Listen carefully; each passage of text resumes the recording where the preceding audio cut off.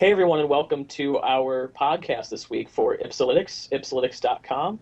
I am co-founder number one. I am Lance Vogt. And I'm co-founder number two, Chris Schaefer. How are you doing today, Lance? Doing pretty good. Got Browns kickoff in less than an hour. We took a week off last week.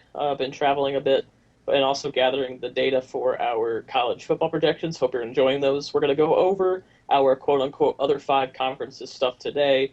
And the next week's podcast will go over our Big Five AQ teams and conferences, and also our top 25 and our projections for the college football playoff. So, any big news in the past 2 weeks? I'm sure the internet is holding their collective breath, trying to figure out how our lives have been going. Yeah, mostly just preparing for school, just trying to get books, trying to get it all set. Been pretty lackluster weather here. Been raining almost every day, but it's pretty muggy today. I know you guys are really interested in the weather of Indiana, but yeah, how about things in Cleveland? Yes, I'm in Cleveland this weekend. It's actually been really great weather. It rained one night, but in spite of the gloomy reports for the weather, it's actually been great. Was able to play some tennis, able to check out the city. It's really been a nice weekend, and I guess I'm getting spoiled because I think it's going to rain for the next 5 days after today. So, Yeah, that's gonna be pretty terrible. There was one thing that happened that we do want to discuss, and that's involved with our Homer corner. The Lions and Browns actually played since the last time we met. It was a pretty awful game, to put it lightly. I mean, not lightly, but yeah. What did you think about it? it was definitely good to see our teams in the field. I was pretty familiar with the field goals city that Cleveland brought to Detroit.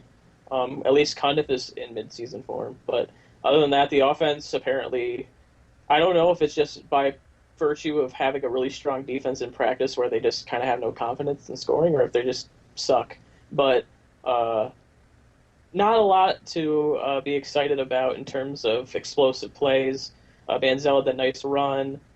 Josh Gordon got a couple catches, but I don't even know if that's even worth being excited about if he's going to be suspended. Word is that his appeal results or his ruling is going to come out by the end of the week, so we might have some discussion about Flash next week in the podcast. But as of right now, that was pretty much all I had to be excited about. Also glad the first team only gave up 3 points, so that's a good sign.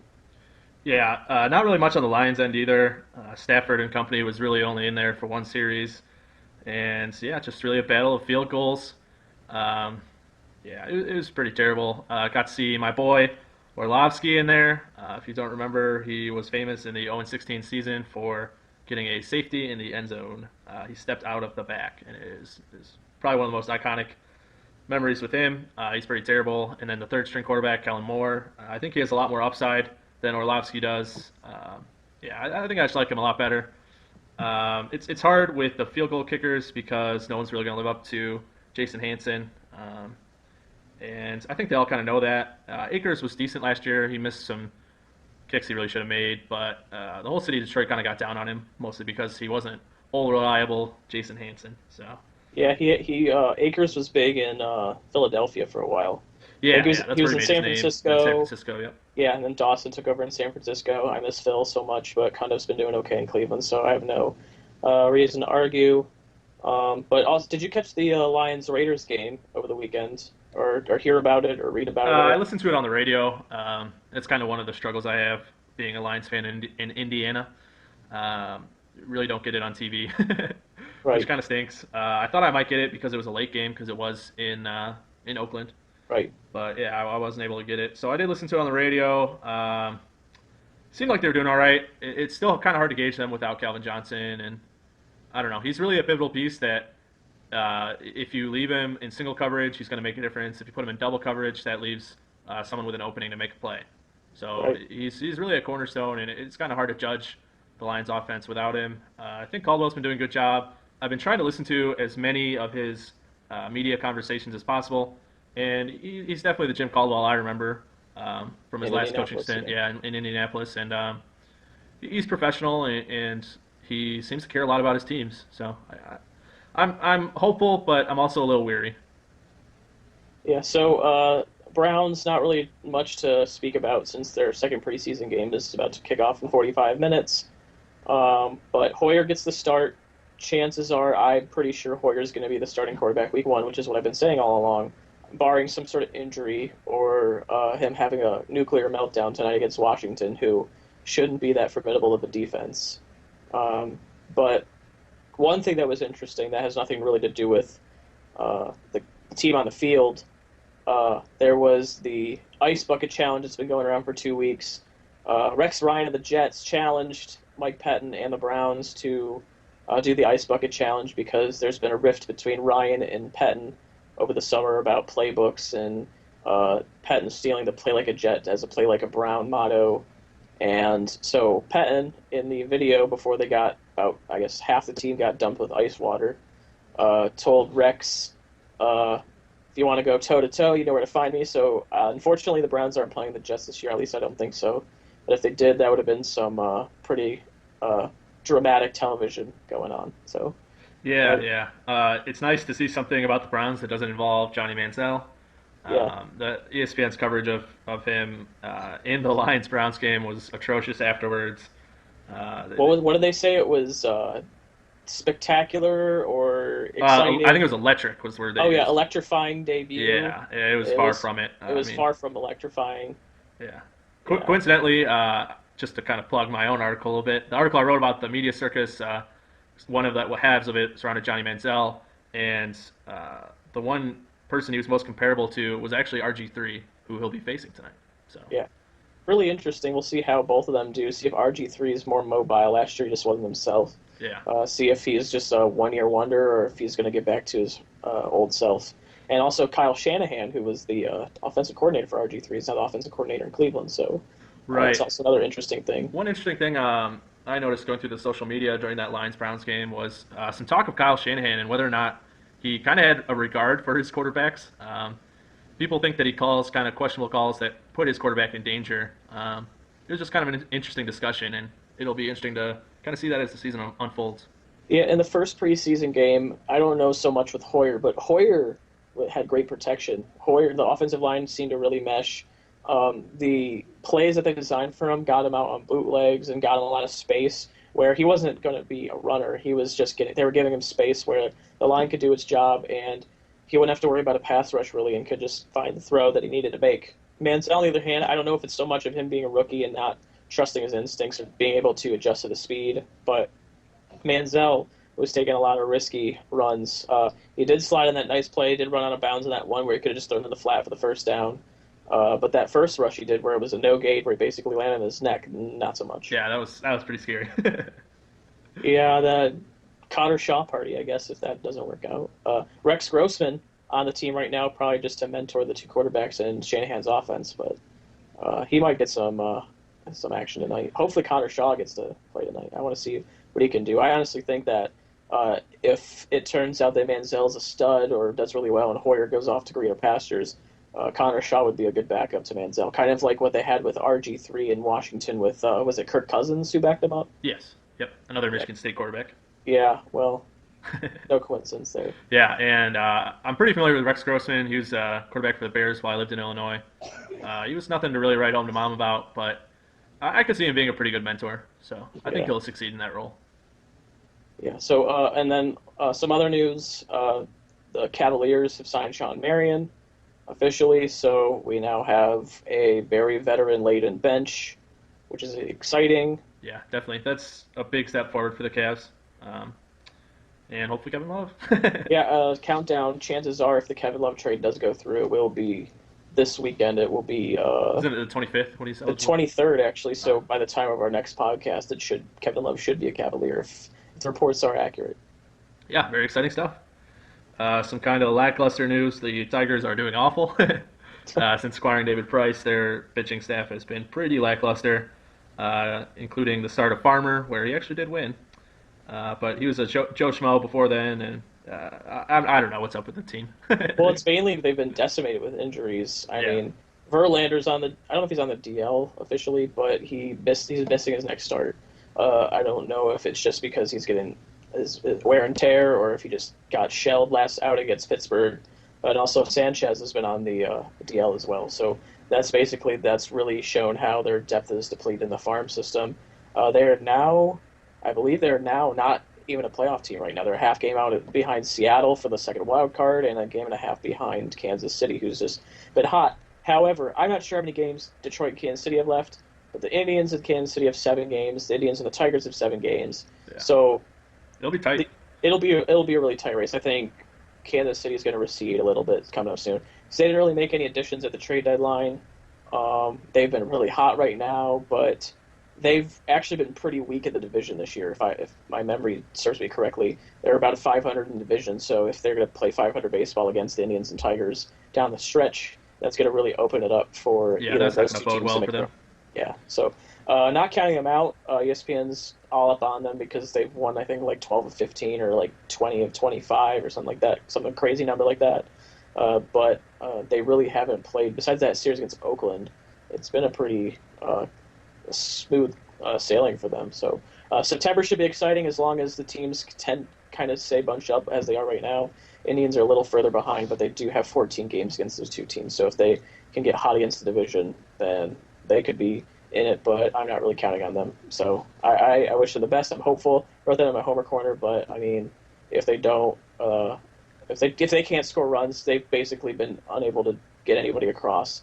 They're not gonna make any noise. So Yeah, it'll be interesting. There's also the other sport is heating up that we're going to talk about today, and that's college football.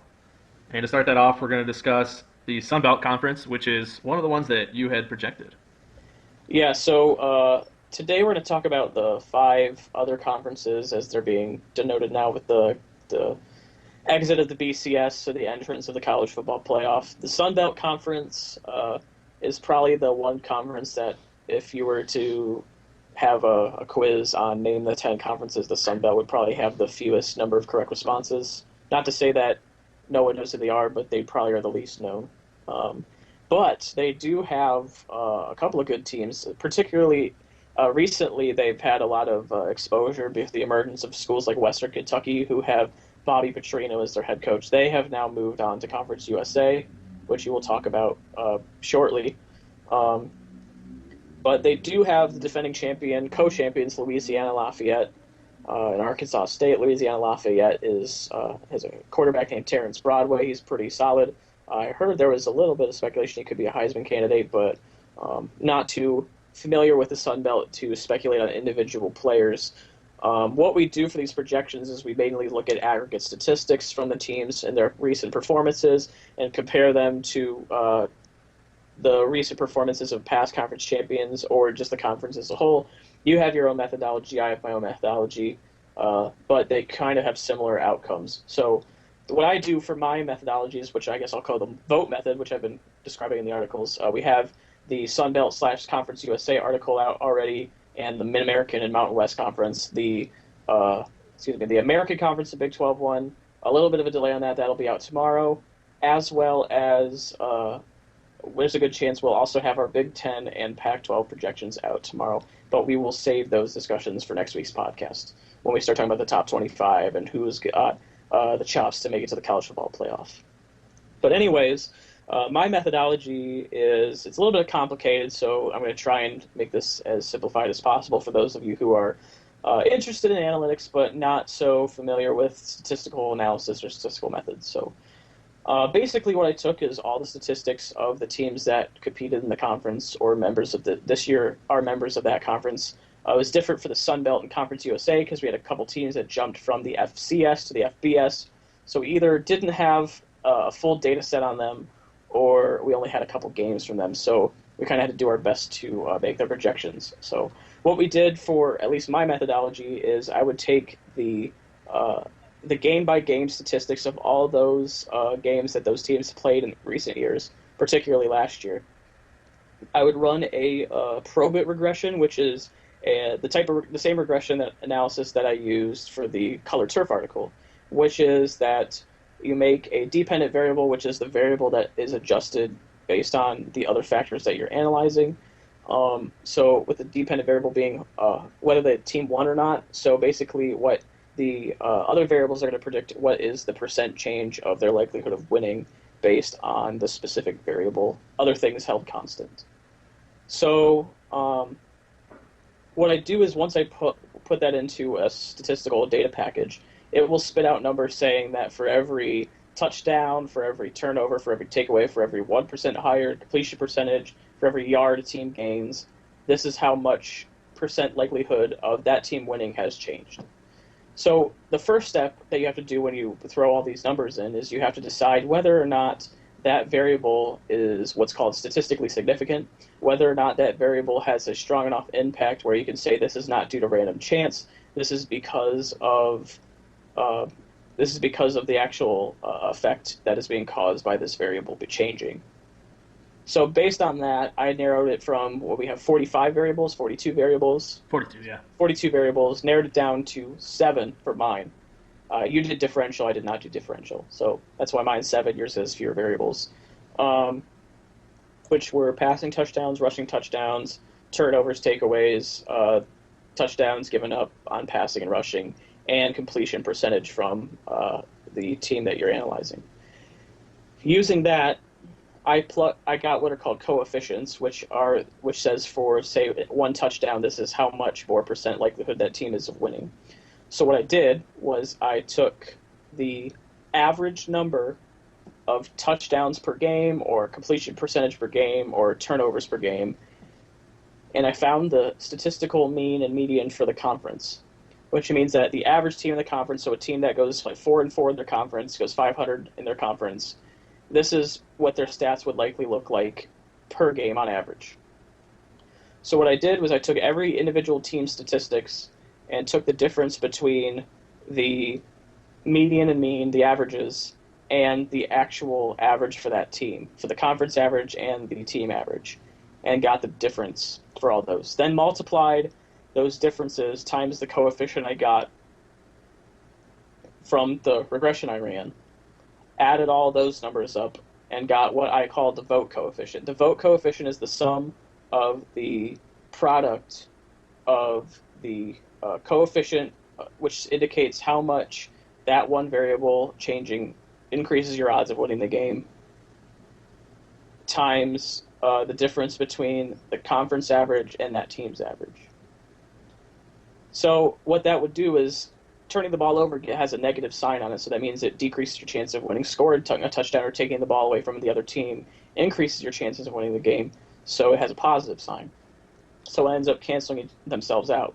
So if you are an average team, it would be assumed that your vote coefficient would be 0. So if you have a positive coefficient, chances are you're a top-tiered team in that conference. And if you have a negative coefficient, chances are you're going to be a bottom team in that conference. So what I did was once I got those, I ranked them from highest to lowest, 1 through 12, 13, 11, whatever. And then that turned out to be the 50% of my analysis. The other 50% is called the S&P Plus ranking. This is an aggregate ranking including past statistics, recruiting, and returning starters. So if you have a graduating quarterback that was like a Heisman candidate, there's definitely going to be some sort of drop-off there. So you have to account for that in the projection. So 50% was my vote coefficient for previous performance from the teams. The other 50% was an S&P Plus ranking, which we got from, was it Football Study Hall? Yes. Football Study Hall. Then ranked the teams from 1 through 11, 12, 13, however many teams were in that conference, and then took the average of those two ranks, and that's how we got our projections for ranks in the conference. So Sun Belt was really cooperative, so it turned out I was able to actually project actual records for that conference. The other ones, the data was a lot more messy, so I kind of just had to rank them in order. We got a couple ties, had to break the ties, things of that nature. But for the Sun Belt, since they don't have a divisional format, from top to bottom, I project Louisiana Lafayette, the Raging Cajuns, to win the Sun Belt this year. Second to go to Arkansas State. 3 South Alabama, 4 Troy, 5 Texas State, 6 Louisiana Monroe, 7 Appalachian State, who moves from the FCS to the FBS. They are going to play their first FBS game in a rematch of the 2007 game against Michigan. 8 was Idaho, who moves to the Sun Belt. 9 Georgia Southern, who makes the step up from, I believe they're making the step up from the FCS. 10 is Georgia State, and at the bottom is New Mexico State. So that's the Sun Belt. Do you have any questions about my methodology or the analysis, Chris? I'm just a little upset you had to bring up the 2007 game between Appalachian State and Michigan. I was actually in attendance on that date, and it was pretty heartbreaking. One interesting story is I don't know the authenticity or the validity of this, but when I was doing some research about Appalachian State and the Sun Belt Conference, came across this article that came out in around 2010 that talked about how apparently there was some big issue with the Michigan team that year where half the starting lineup decided to party and see how badly they could beat Appalachian State while like under the influence of marijuana. Yeah, I had heard those reports as well. I don't know. They played awful, They played pretty terrible, so regardless it's if it was their state of mind or the state of their body or whatever. But it was bad. yeah, it was And I was actually there with my dad, who he applied for the alumni ticket raffle, and so it's essentially a random draw. I believe you can pay some more money to get the Big Ten games themselves. hmm But so yeah, when he got the tickets for that game, we were pretty excited, hoping to see kind of a blowout, see Michigan win by quite a bit. hmm Our seats were in the end zone, so you could have a pretty good look at what was going on. But since the end zone seats are typically pretty cheap, we were also near a large pack of Appalachian State fans, Oh my. and they had, I don't know how to describe it other than a vuvuzela like uh, horn, and there's a guy dressed up as an Appalachian mountain man, and he hmm was just blowing on it like no other. Man, it was a spectacle to say the least. That was a great game to watch. I mean, I guess it's a horrifying game to watch if you're a Michigan fan, but Yeah, for as an outsider, well, at that time I was an Ohio State obsessive fanatic, so that was like Christmas to me. But right now, looking back on it, it's just a good game as a college football fan because that kind of was the game that set the tone for these mid-major schools to have a chance. I mean, I'm not really sure if that was the season after the season of the Boise State Oklahoma BCS game, but either I way, believe it was the season before, maybe. I should know this considering I looked into Boise pretty recently. it's still just remarkable how even those two games kind of just set the tone and allowed there to be so much more parity in college football. Yeah, really exciting. So you feel pretty confident about your Sun Belt predictions? I'm feeling solid about those ones. My percent of correct predictions was in the mid 90s, so I'm pretty confident about those ones. We'll see about the other ones. I'll discuss it later. But you wanted to give us a little insight as to Conference USA and Yeah. Old Dominion and Western Kentucky. How's it going to shape up this year? Yeah, I think it'll be pretty interesting at the end of the year to maybe do a little wrap up and see who got the best percentage. Maybe we should look into We'll look into that. that. I'm sure our followers are going to let us know if we're dead on Or horribly wrong. or horribly wrong. We'll probably actually be more popular for dead on. If we're horribly wrong, we'll probably just be like anybody else. But I'm Yeah. pretty confident about this. I think by nature of sports, it's not going to be 100%. We aren't assuming we're going to be 100%. Right. We're not trying to put money on this. And what's nice about this is our first year doing this. If it works well, we can continue the model as is. If not, we can refine the model to try and see as we gather more data what works, what doesn't. Yeah, and of course we can also see if this model can be applied to other sports, such as maybe like the NBA, or I know we had talked about possibly doing this for the NFL as well. Right. Yeah, we'll still once we get through college football, we'll try and turn our analysis towards the NFL. We should have a couple weeks to go division by division if that's what the people demand. But we'll definitely be bringing you some NFL coverage after we get through our big college football blowout.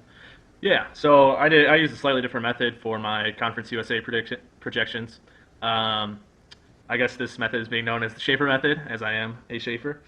So I initially got a little bit of help from Lance. He was able to pass on his variables, which were statistically significant. And that was a really big help because the method I uses what is called a centroid. Centroid is essentially an average of things around it. So it's essentially a mean. It can be different than the mean, though. A mean is a hmm pretty easy way of establishing a centroid, though. And I established that centroid from the past 5 years winners of that conference to get a feel of what kind of offense or defense worked the best over this period of 5 years, which should kind of give us a picture of what will continue to work this year. If the conference has been really all about running, it'll probably continue to be that way, or a conference which focuses on passing, for instance.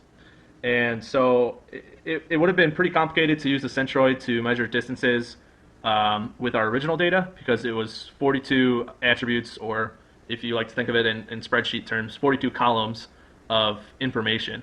And the way a centroid works is it works off the distances, and the number of attributes determines the number of dimensions of space you're working with in distance. I'll try not to get too bogged down into this, but I want to explain it. And the more dimensions you add to things, the more distances get kind of wonky, and they almost don't make sense. It's hard to perceive distance after you get up so high. So is it like a graph where basically you have two variables, it's like x and y, and a third one is x, y, z, and then if you have 42 variables, it's a through z through a, j, and it's just a total mess? Essentially, yeah. Okay. And then it becomes, how do you really distinguish things at that point? Yeah, that sounds ugly. Yeah. So you giving me the 7 variables was big help. I actually condensed them further to help get a little bit more clarity. Instead of using the individual touchdown stats, I combined them into a touchdown differential. So the 4 I was able to use was passing completion percentage, offensive turnovers, defensive turnovers, and the touchdown differential. So I was able to get the past 5 winners and do that. And then I got the same areas of stats from the 2013 season of all these teams, excluding Old Dominion. I wasn't able to find any stats for them FCS-wise, which matched up completely with the stats we were using. It just got pretty messy. Yeah. So their score relies mostly on S&P Plus, which you had discussed before. But half of my measure was dealing with these 2013 stats and taking their distance from the centroid, which would be a typical year's winner. And then from there, I assigned these weights to them to get a more comprehensive score, giving things like turnovers less weight than the touchdown differential. Touchdown differential had a 60% weight. Passing completion percentage had a 20%, and the 2 sets of turnovers each had 10%. Right. And then the score from there, how it broke down is if you had a positive score, that's really rare. Positive score means that you exceed the average of past winners. So that would mean that your team is better than a team who has pretty much been on average. So that's kind of hard to think about, but it's almost an unprecedented level of success is how you might want to think about it. So basically, 0 is the benchmark, so you just want the lowest Yeah, negative number, pretty much. correctly. Yeah, correct. Yeah. So, and then from there, I just arranged them 1 through 6 in the West and 1 through 7 in the East. Conference USA is separated in the East and West. And from there, I did the other half, which was the S&P Plus, which you've kind of discussed, factors in recruiting, really kind of how the team is going to reload for 2014. So I feel like it's a good separation having the two, showing how they performed in 2013, how they would rank up there, plus kind of how they're going to reload this year. And then I gave them once again the rankings 1 through 6, 1 through 7. And then from there, I just averaged out their rankings to see where they might place in an overall scope. Fortunately, I did not have any ties that I had to break on this one, which is really good. And I'll go through how I projected it. In the West, I have North Texas, Louisiana Tech, Rice, UTSA, UTEP, and Southern Mississippi. In the East, I have Marshall, Western Kentucky, who's a newcomer this year, Florida Atlantic, Middle Tennessee State, UAB, Old Dominion, and Florida International. And the Conference USA has a championship game in which I predicted Marshall over North Texas. Marshall had the high score overall by quite a bit over North Texas. I don't remember what the difference was, but it was a pretty clear-cut winner on that one. But yeah, Marshall's going to be pretty exciting this year. There's been some talk that they might be able to go 13-0. So I did some research to see if this is really a possibility, and I think it might be. Their out-of-conference games are against Miami of Ohio, Rhode Island, Ohio, and Akron. These aren't necessarily the best teams, and they all are in the quote-unquote other 5 conferences. And they also play FIU and Southern Miss, who are each at the bottom of their projected halves of Conference USA. So they have a pretty kind of easy schedule, in my opinion. And they also have Raheem Cato, who has tied Chad Pennington's single-season touchdown record at Marshall, 39 touchdowns in one season.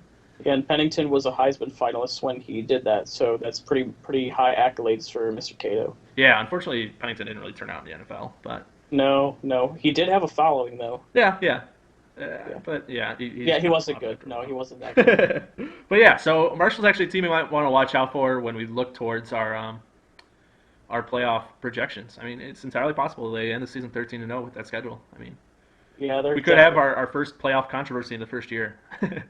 why not? I mean, there's always been controversies. They'll just end up having 16 teams next year, or 8 teams next year because of controversies. But a good transition from Marshall, a former MAC school, actually was a member of the MAC when Pennington was there, to the Mid-American Conference Projections. Uh, this is, as you know, our home conference. Oh yeah. You are technically a sort of a Big Ten guy now that you're at IU, but I'm still stuck in the MAC. Not a problem with being stuck in the MAC. But Eastern Michigan, Toledo, my schools, both MAC schools, you're EMU alumni. So definitely hits home, definitely got a soft spot for the MAC, definitely was excited to do these analyses. The Mid-American Conference was actually really interesting. When it comes to the actual overall projections, most teams are going to say, hey, or not most teams, well, I guess most teams if they're going to check this out, but most prognosticators and analysts are going to say, hey, this looks exactly like last year's standings, which they're pretty darn near close to last year's standings and last year's outcome.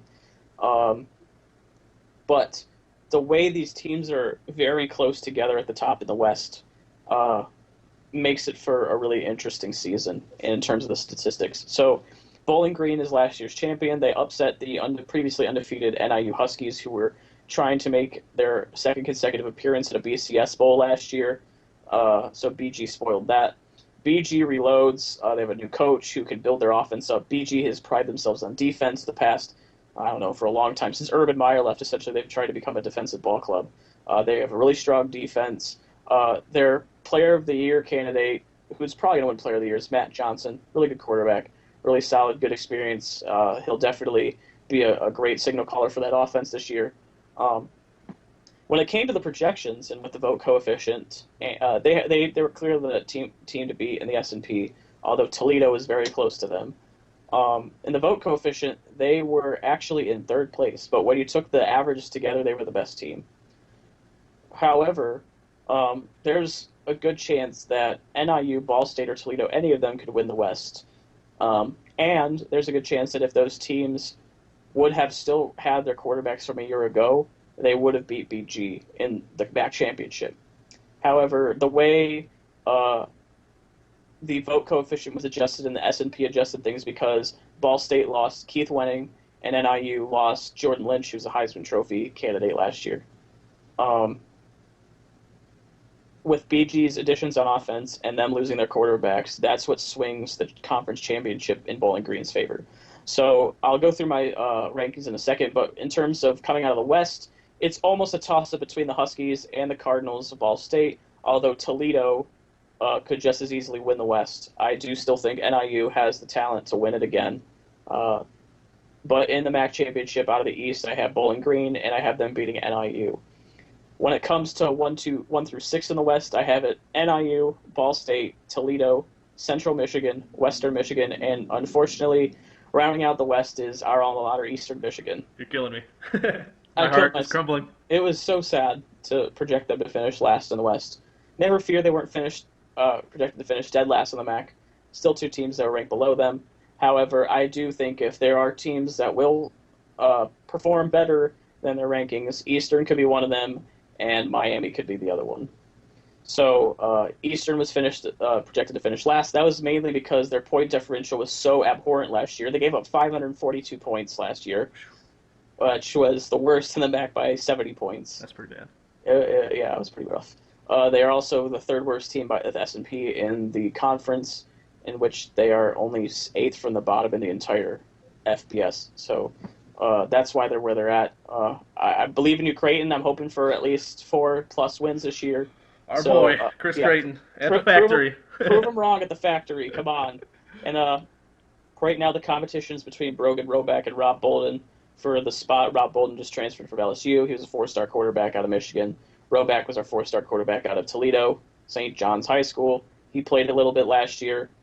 So hopefully, if we do have a really strong offensive system, we have the quarterback to make it go. So there is hope for us, but to not spend so much time on our alma mater, even though we could do what we want because we own this site. NIU, I think, has the talent. Ball State also has the talent to win the entire conference. Toledo does too, so it should be a really interesting race in the West between those three teams. Central Michigan should probably be in the running for a bowl this year. Western, the reason why they finished 1-11 last year, but the reason why they're projected to finish higher than Eastern is they've actually had the top recruiting class in the MAC for the second consecutive year. So PJ Fleck, the head coach of Western, is getting his boys to commit. Didn't really show on the field last year, which is why I'm hopeful that next year will be even a huge leap for Eastern, because Western has a really good chance of coming out of nowhere to win 5, 6, 7 games this year, because they have a really solid recruiting class full of 3-star recruits. Doesn't that kind of make you sick though? You see Western winning one game, and I'm not saying Eastern's great, but we've had seasons like that in the past, and we've come nowhere close to getting the top recruiting class in the MAC. Like, I don't know. I Grass is mean, always greener on the other side, particularly in the west part of the state. But I don't know. yeah, I mean, if they do get a lot of their recruits from, say, Chicago or Grand Rapids, it's a lot better sell for those types of students. But if they are getting them from Detroit or out of state, that's when I have my problems. And I mean, I don't know what he says or what they're doing out in Kalamazoo, but it's working, I guess. And I guess the proof will be in, can you turn those recruits into production on the field? The Rockets have a lot of depth this year, so Toledo could be a team that ends up winning the MAC this year. I know they got a few votes. I actually think they are a bigger favorite in the general media polls without statistical analysis to win the West. But I still think any of those three teams could win. So even though I have an NIU, Ball State, Toledo 1, 2, 3, it could go in any direction there. But I'm going to stick to my guns and go with NIU winning the West and it being a rematch of last year's MAC championship. To take a couple of seconds to talk about the East before we move on to the Mountain West. So last year, Buffalo surprised a lot of people, mainly behind their strong defense led by first-round pick Khalil Mack, who's now in the Raiders. I still have them projected to finish second. They could have a significant drop-off. The team that'll probably surprise the most people in the rankings is Akron, who has been improving steadily, who used to be the doormat of the MAC a couple years ago. They are the popular pick to win the MAC East if it's not Bowling Green, or to make a surprise because they have former Clemson head coach Terry Bowden as their head coach over there. They went to improve to 5 wins last season, upsetting Toledo in the last game of the season and kicking them out of, essentially kicking them out of a bowl last year. They're the popular pick, but the stats say that they actually overperformed. Their 5 wins were higher than expected based on their actual performance statistics-wise and based on their S&P Plus ranking. So I do have them projecting somewhere in that 4 or 5 range, being about a 500 team in the MAC. Maybe get a non-conference win. I don't really know how rigorous their non-conference schedule is, but they could be probably just a 4 or 5 win team this year, and not the 7, 8, 9 win team that people are predicting them to be. So in the East it goes BG 1, Buffalo 2, Ohio 3, Kent State 4, Akron 5, 6 UMass, and 7 Miami of Ohio. And Miami of Ohio is a new coach. There's a good chance they could get themselves out of the bottom of the East this year. They could be like Eastern, where they could win a few games and surprise some people. But that's how it shakes out in the MAC. The percent of correct predictions there was again in the 90s, around 93%. So pretty confident in these projections as well. They do kind of fall in line a lot with what the media is projecting, but with a few differences. So the main difference would probably be if Akron struggles, we'd probably be more accurate than them. But or if Buffalo does really well. But pretty much it's a standard, and it looks like it's going to be more of the same as to how things shook out in 2013. Yeah, I think if we do our recap, I think I'll forgive you if Eastern, wins the West. I'll forgive you on that one. I will. I mean, I put in my article that here's how it's going to happen if we do well, because I really want them to do well. Yeah, it'd be a nice story. It would be a great story, and then Chris Creighton, coach of the year, then ends up coaching Michigan next year. Right. Because we'll see how long Hoke lasts. I don't think it's going to be much longer. Yeah. So what's going on out in the mountains? Okay. My favorite conference I've done so far, the Mountain West Conference. Mostly because of the way that they have broken up the conference into 2 halves in the most unique way that I, to be honest, did not know about before doing this article. I knew they were broken in 2 halves, but I did not know that one half is called Mountain and the other is called West. A lot of character there. I wonder how much money they paid a marketing firm to come up with that. Enough. I don't know. I don't know which is better, it. that or Legends and Leaders in the Big Ten. I'm not that big of a fan of Legends and Leaders. Well, it's gone now, so don't worry about it. Yeah. I mean, yeah. Anyway, back to the Mountain West, featuring the Mountain and West. Yeah, so using the same method which I used in Conference USA, I was able to predict how the Mountain West is going to shake out. And to probably no one's surprise, I have Boise State finishing first in the Mountain section, Utah State second, Colorado State third, Wyoming fourth, Air Force fifth, and New Mexico sixth. Boise State is just, I don't think they're going to stop dominating the Mountain West anytime soon. I kind of feel that way about NIU and the MAC as well. I don't know. It's going to be hard to see these teams who have been having such continued success in these conferences fall off. I mean, it's just hard to even predict that.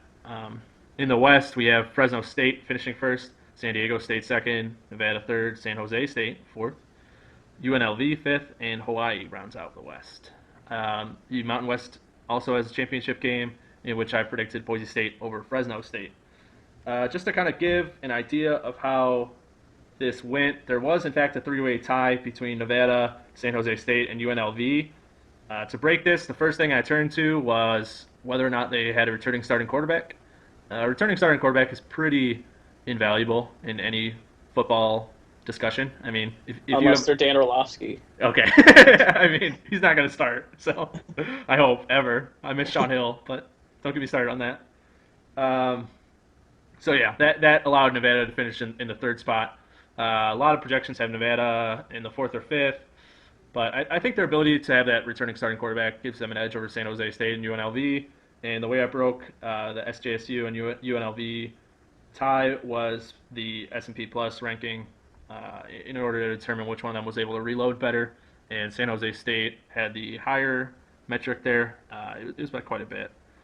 So I didn't really feel bad about using that metric to determine which one of them would place higher. So that has Nevada third, San Jose State fourth, and UNLV fifth. Having Boise State over Fresno State in the conference championship, Boise State has just been crazy. They've made a bowl every year since 2002. Boise State has 9 top 25 finishes during that period, including their number 4 finish in 2009. Coincidentally enough, my boy, Kellen Moore, his dominance finishing 50-3 overall and surpassed Colt McCoy as the winningest QB in college football history. This is why I want him to be the backup for the Lions, by the way. Well, I mean, Colt McCoy didn't really translate his success to the NFL. I don't know if that's because of James Harrison or what, but... I mean, you got to put more faith in Kellen Moore than Orlovsky. Maybe that's just me. Fair enough. I mean, yeah, there's more faith for him than Orlovsky, but Stafford, something happens to him. I don't know if Kellen Moore is going to be the savior. I mean, then again, you got Calvin Johnson out there. Yeah, you can put anybody out if they're there. double covering Calvin Johnson, I mean, all he has to do is hit a wide open receiver, and given his college record, I think he's capable of doing that. Yeah. However, this is the first year with Boise State without Chris Peterson, who accepted the head coaching position at Washington this year. So this is going to be kind of a test for them. They've had Peterson for a while, and it'll be interesting to see if they can continue their new success this year. Yeah, and it's interesting because Peterson refused to leave for a while, so I don't know if that's just because he's signaling an end of an era. Maybe he knows that there's a drop-off after Kellen Moore, or what. I'm not sure, but he's gone. I do think they should be fine because I'm pretty sure the person they hired was groomed in the system. So, or is a strong offensive-minded quarterback or coach or head coach. So I think they'll be in okay shape or good shape. And plus, they've always got that blue tier 4% advantage, so don't worry about them too much. Yeah, look for Brian Harshin, who's the new coach this year. Yes. Any other insight with those mountain teams? Not too much. I think Boise State's going to be at the top for a while. I don't foresee them dropping down anytime soon. It'll be an interesting battle between Fresno State and San Diego State in the West for who gets the number 1 spot, though. Yeah, don't sleep on Utah State, though. I mean, they ended up coming out in the Mountain West last year. They did. I think they beat NIU. That was who NIU played in their bowl, and Utah State beat them. So if Utah State can reload, I think they could surprise people. I mean, a lot of these things what we did with this is we went strictly with dip data. We didn't really try to go hunches or anything like that because we wanted this to be analytical and not so much gut reactions. Because honestly, if I was doing a gut reaction with the MAC, I'd put Eastern ahead of Central and Western, and that wouldn't be fair. And I'm pretty sure there's a couple of these things where you could say, like, oh, Ball State could do better, Toledo could do better because they lost Wenning, they lost Lynch, so definitely put Toledo there like the media is doing right now. But you can't sleep on what's been successful. So. Right, and it's kind of the beginning test of what we hope to be a long-term algorithm. to determine success, at least in Right. college football. We'll probably have to alter it for other sports, but it gives us a nice way to examine really what predicts winners in these various sports. And once we get that down to a method or an algorithm we're comfortable with, it gives us a sense of accomplishment, and we can provide better projections to you people.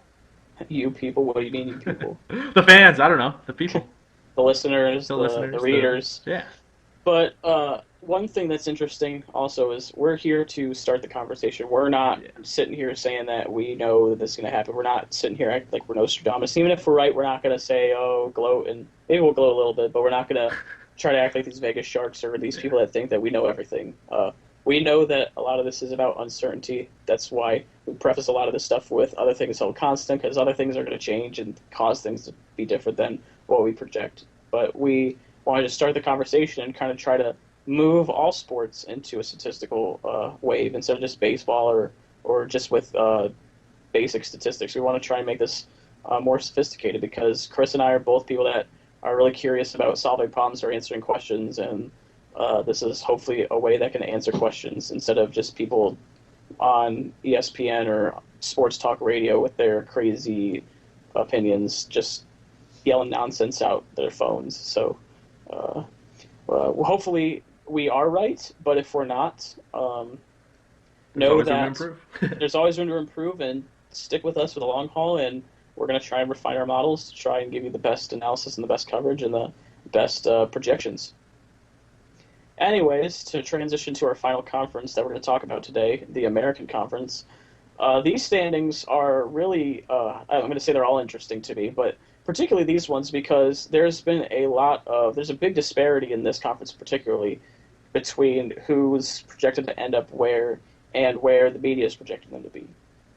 So we now have three new teams in the American. We lost Louisville to the ACC, and we lost another team, but it's escaping my head right now. But American Conference gained East Carolina, Tulsa, and Tulane, I believe, is the new addition. Those are the three new additions. So when I did my projections, it was really interesting because Central Florida has a huge advantage on S&P Plus, although they are a distant third. They're very close to Cincinnati, who was second with the vote coefficient, but they're a distant third to East Carolina, who moves from Conference USA. So based on this, even though Central Florida loses Blake Bortles, they have a great recruiting class. George O'Leary, the infamous Notre Dame scam that happened with him, he's really redeemed himself and actually won a BCS game in Central Florida before Notre Dame won a BCS game. Because Notre Dame, I don't think ever won a BCS game. They lost the Fiesta Bowl to Ohio State, and they lost the national championship to Alabama. So interestingly enough there, side note. But so because of their huge advantage in S&P Plus, that I give them the slight nod in spite of losing Blake Bortles because I have the faith that they'll probably reload, and the stats do, and I have them winning the American Conference this year. Don't really think they're going to be running the tables and going undefeated or in the running for the college football playoff, but they'll definitely be a team that'll be in the top 25 this year. A team that could come in and just shake things up in the American is East Carolina. I have them finishing second, and I would not be surprised if they won the conference, even though they have a big disparity. By being in a new conference, they could range anywhere from winning the whole darn thing to being somewhere in the 4 or 5 range. So they have a big margin, but their vote coefficient was through the roof. Their S&P was towards the top, not at the top, but on the top third of the conference. So I have them finishing second. And in third, I have Cincinnati. They were second in the vote coefficient, third in the S&P Plus. There are a lot of people that are picking Cincinnati to win the American, and I wouldn't be surprised if they won it either. But based on their huge distance behind East Carolina in the vote coefficient and being and only slightly ahead of them in the S&P Plus, I put Cincinnati third. Fourth, I have Houston, who has actually the second highest S&P Plus, but was a distance fourth in the vote coefficient. So that's what kind of set them down to fourth. Fifth, I have SMU. Sixth, I have Tulane. 7, Tulsa. 8, Memphis. 9, UConn. 10, South Florida. And routing out the American Conference at the bottom, the Temple Owls. So that's what we have for the American Conference. Any comments about that? Any comments about their name? any confidence about I the just think new it's kind of funny teams. how the American Conference is comprised of a lot of old Conference USA teams. It's pretty much turned into CUSA two. Yeah, Yeah, and it's strange how both names are so patriotic. I don't know. Conference USA, American, Mid American. They can get confusing. Yeah. It's just crazy to see how much it's been diluted in the past few years. It went from the Big East where you had Miami, Syracuse, Pittsburgh, uh, everybody that was great with basketball, and you even had some great football teams. I mean, Miami won their national championship when they were in the Big East. So, and to see it just slowly just get sucked dry with all the good teams like Syracuse can go to the ACC and Pittsburgh going there, and all these teams just leaving, and now basically the only real teams that have any resemblance of being a respectable conference, not no disrespect to the American Conference, but any name recognition is Cincinnati and Connecticut. Yeah. Everybody else is pretty much you only know them either when a college basketball comes around or you've never heard of them until they win 12 games, like Central Florida. No one really knew where they were there In Central until Florida, of course. yeah, well, yeah, but no one knew what city they were in. Yeah. No one knew who their coach was. No one knew who Blake Bortles was. No one could tell you what their colors were until they ended up shocking everyone and winning that. Was it against Baylor last year? That shootout against Baylor with Blake Bortles shooting his draft stock up to number 3 and getting drafted by the local Jaguars. Yeah, it'll be interesting to see how UCF reloads in the absence of Blake Bortles. I think that's probably the most interesting story in the American Conference.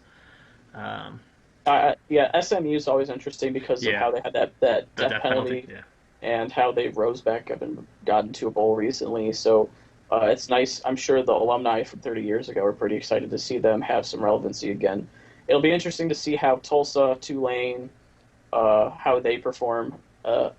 Even though the American is comprised of other old CUSA teams, it's still a step up. I think a slight step up. I mean, Louisville's gone, so that's a huge loss for them as well.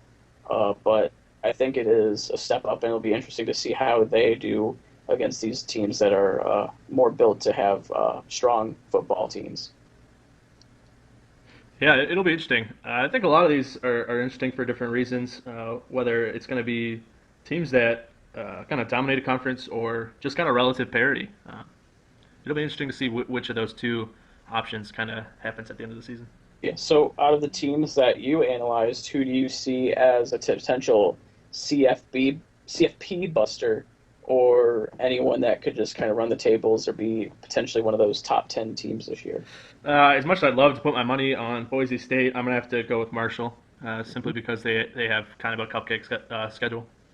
Yeah, especially when they're playing 3 teams in the MAC that I didn't even, not one of them I projected to finish in the top 2 in their division. They're all back East teams. Yeah, Miami, I have being dead last. Akron, I have who could be a really good team this year. I yeah, have them 5th, and then Ohio could be a decent team. They've been there. They've been bowl team for a long time and been respectable. So those games could be close, but yeah. They also have the 2 games against FIU and Southern Miss, who are usually perennial bottom feeders, and I've projected them to be at the bottom of the 2 halves of right. CUSA. So yeah, I'm So gonna go with Marshall for mine. yeah. So for me, I think UCF will be a top 25 team this year. East Carolina could be a top 25 team this year, and Cincinnati. I think those 3 teams could end up being in the top 25 for American. I don't see any of them running the tables, though. I do see them beating each other up in the conference schedule. Uh, Actually, the team that I think that could make a run out of all the people I covered was Louisiana Lafayette from the Sun Belt. Raging Cajuns. The Raging Cajuns, I do think that they are the team to beat this year in the Sun Belt. Again, I do see the Sun Belt being really weak at the bottom, especially when they're taking on 2 teams that were previously in the FCS. App State could shock because they have the pedigree, but I really don't see them being very challenged this season. They do the games that they do play against the top teams of the conference could determine the conference championship because of how weak the bottom is. So I could totally see Arkansas State or South Alabama or Troy coming in 6-0 or whenever they play each other undefeated, and it turned out that that game was what determined who won the Sun Belt. But I do see ULL being the potential CFP buster. I don't really have high hopes for any of them, really. breaking through, but I do think based on their conference schedule being so weak that they could win a lot of games. Yeah, Raging Cajuns in the herd. So we got some Yeah, pretty colorful picks. yeah. Unfortunately, the MAC too close in terms of the race. I feel like a lot of those yeah, teams gonna beat I each think other up. yeah, I think a team's gonna at least take a game off someone. I don't think anyone has a chance really in the MAC of coming out undefeated. No, I know a couple people are thinking BG, but I mean the problem with the MAC is a lot of these Sun Belt, like the Sun Belt and a lot of these conferences, they have really weak non-conference schedules. Like sometimes they'll play a top team to get their revenue check, but a lot of times they are just playing other five conference teams.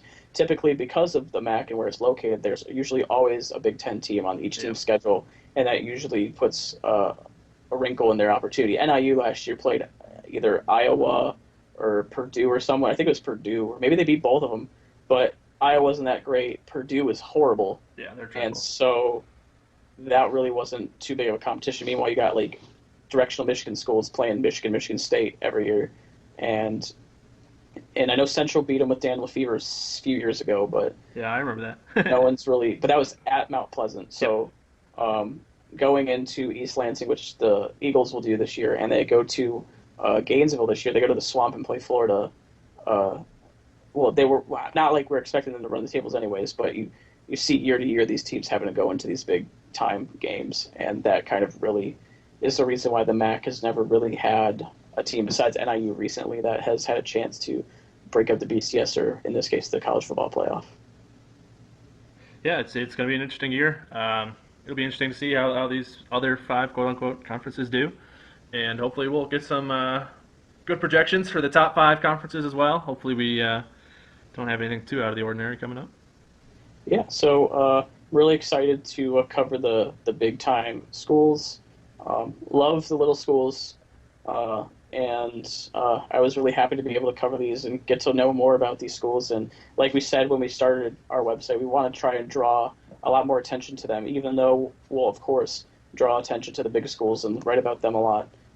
We want to at least make sure that we give adequate press to the little schools because they need it.